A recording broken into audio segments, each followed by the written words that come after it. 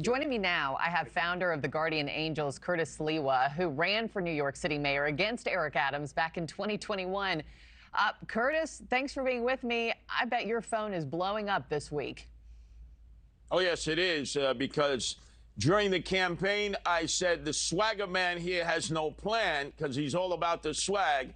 And then in the time he's been mayor, problem is he's taken too much swag along the way and the walls are closing in. But I got to tell you, this is the crook that we know who's the mayor. If for some reason he resigns or Governor Hochul fires him, which she has the ability to do, you're opening up the gates to socialism. You will have a socialist mayor, Jumaane Williams, for 3 months.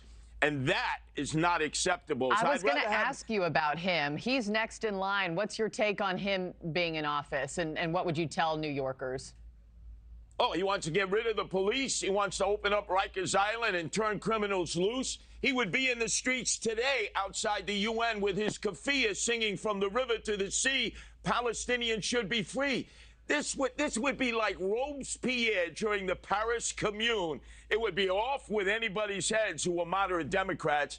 That's why we've got to keep the crook that we know in office, who is weak, who can't really do anything, then allow Jumaane Williams in, and then the socialists take over the city, lock, stock, and barrel. Let me ask you, you even have a lot of Republicans coming to Mayor Adams' defense, saying that he is being targeted by the Biden-Harris DOJ because he's spoken out about an influx of immigrants coming to the city.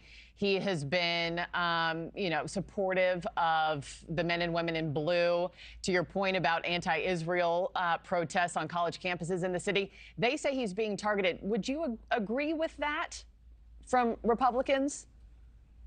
No. Now, I'm a Republican who's going to run if there's a special election again and a general election. So I'm on point. But I've known Eric Adams. They were investigating him when he was running against me. And that was long before one migrant came to New York City. The problem here is Damian Williams, who's got a lot of notches on his belt as a U.S. attorney for the Southern District. The clock is ticking. He only has 3 months. If Donald Trump is elected president and sworn in on January 20th, every U.S. attorney in the United States must submit their resignation. Donald Trump will not re-up Damian Williams. So that's why you're going to see a tsunami of other indictments, superseding indictments. Eric Adams is going to hunker down, play the race card, which he's always done, and hope that he can play out the clock and remain a very wounded and weak mayor, but a mayor and not Jumaane Williams, who will destroy this city. And that's coming from the guy who hates Eric Adams the most. Yeah, we'll see what this week has in store. As you know, he's vowed to stay in office. He's vowed to fight.